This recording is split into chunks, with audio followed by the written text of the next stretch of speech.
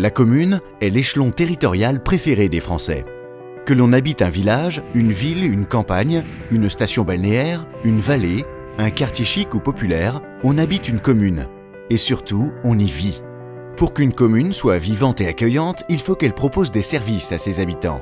Et pour financer ces services, comme les salles de sport, les écoles, l'entretien des routes, l'état civil par exemple, les communes bénéficient de ressources financières issues d'une part des impôts collectés auprès des habitants et d'autre part des dotations versées par l'État. Ces dotations ont progressé au fur et à mesure des missions que l'État confiait aux communes. Jusqu'à présent, l'équilibre entre ces transferts de responsabilités et leur financement par l'État était à peu près respecté. Depuis 2 ans, l'État impose de nouvelles charges, mais diminue parallèlement les moyens des communes. C'est le cas avec la réforme des rythmes scolaires de 2013 qui a engendré pour la plupart des communes des dépenses supplémentaires importantes avec la nécessité de recruter du personnel pour encadrer les temps d'activité périscolaire. Malheureusement, le subventionnement associé n'est pas à la hauteur des charges créées. C'est également le cas avec le transfert vers les communes de l'instruction des permis de construire, qui auparavant était réalisée gratuitement par les services de l'État. Les communes et intercommunalités sont conscientes de leur nécessaire contribution aux réductions des dépenses publiques.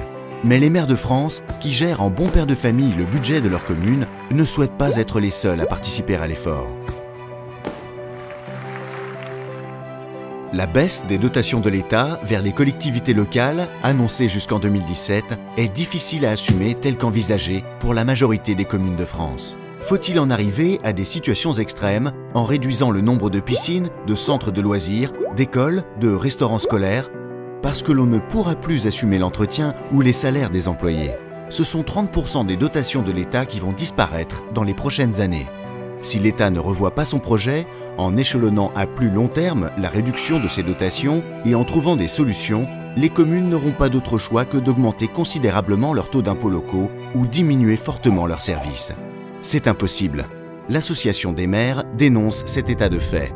Elle est d'accord pour inviter les communes et les intercommunalités à poursuivre les efforts, mais souhaite une collaboration réaliste avec l'État, afin d'éviter aux communes, aux intercommunalités de France et aux habitants d'être les victimes d'un changement radical qui s'annonce dès maintenant.